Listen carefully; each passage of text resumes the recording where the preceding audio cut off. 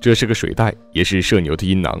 他是我见过最猛的男人，干翻射牛，生吃牛心，喝牛血，里脊烤串加牛蛋汤，一顿豪华超补大餐，新鲜出炉。荒野生存秒变舌尖上的美食。大家好，我是007，今天继续带来硬核真人秀纪录片《荒野独居》。石头哥干翻射牛，吃喝不愁，人家在增肥，别人却饿得发慌。马克不仅渔网逮不到一条鱼，储藏的鱼竿还被熊打劫。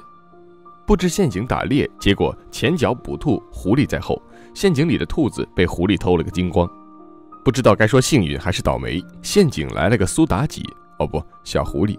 好不容易罪魁祸首自投罗网，但根据当地法律，参与者禁止猎杀狐狸，它是狂犬病携带者，如果不治疗就会小命不保。显然这只颜值超高的狐狸不在菜单上，最终马克只能撸撸毛过把瘾，放走了它。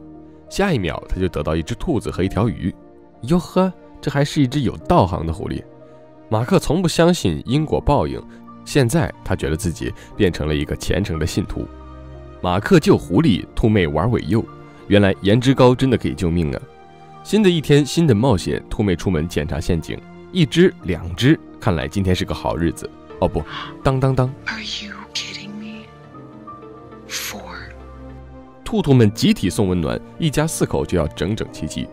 不过这边兔姐就没有那么好运了，她造船钓鱼失败后便放弃捕鱼，继续追捕兔子。没成想1个2个陷阱全部落空，只能幻想着来个大家伙一步登天。一抬头，一只迷路的麋鹿就在不远处。兔姐絮絮叨叨，一边讲述心路历程，一边悄悄跟踪，结果一个不留神又跟丢了。这是她继驼鹿之后再次错失良机。兔姐又忍不住，嘴角流下了难过的泪水。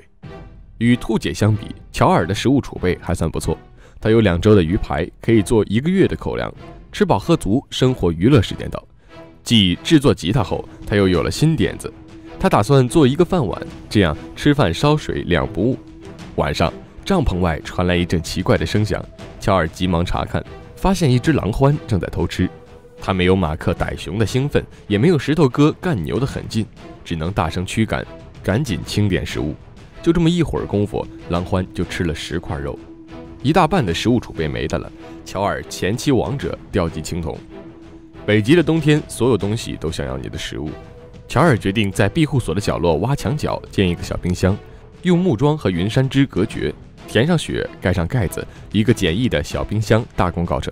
但吃的食物入不敷出，体力很难跟上。刚砍倒一棵树，乔尔就已经精疲力尽，老寒腿站不稳，胳膊抬不起来，砍柴一个不留神，直接瘫倒，摔个屁股蹲。他一边催眠给自己加油打劲，一边强撑着站起来。没有比较就没有伤害，别人体力不支发愁干饭，石头哥已经吃饱开始做美容了。他用牛脑保养手套，擦擦手摸摸脸，就像涂乳液一样。吃饱干活消消神儿，砍柴伐木做肉库，加上北极的冰雪，这就是天然冰箱。怕被偷，榫卯结构外加固定，再来个开关，这简直就是保险箱加冰箱，防狼又防熊。和乔尔的冰箱、懒王的窝棚比起来，简直就是公开处刑。冰箱的大小真实反映出了贫富差距。比赛进行到第40天，乔尔整晚无法入睡，他1半的食物储备被狼獾先生吃掉，老寒腿无法再维持平衡。